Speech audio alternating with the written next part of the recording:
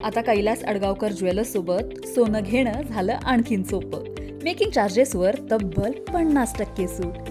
मर्यादित कालावधीसाठी नक्कीच भेट द्या।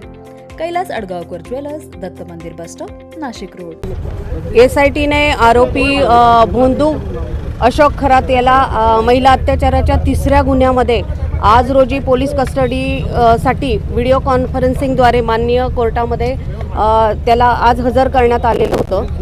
यातली जी फिर्यादी जो आहे त्याची पत्नी 7 महिन्याची गरोदर असताना तिला वाईट आणि दुष्ट शक्तींपासून वाचण्यासाठी आणि तुला मुलगाच होईल असं सांगून आणि त्यासाठी दुष्ट शक्तीपासून वाचण्यासाठी तुला धार्मिक विधी करावा लागेल या कारणास्तव तिला त्याच्या कार्यालयामध्ये बोलून तिच्यावरती त्याने लैंगिक अत्याचार केला आणि तिचा शीलभंग केलेला आहे।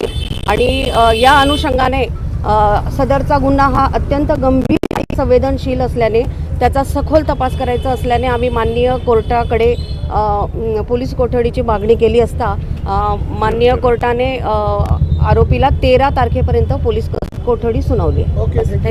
NCM न्यूजसाठी रोहनदानी, नाशिक।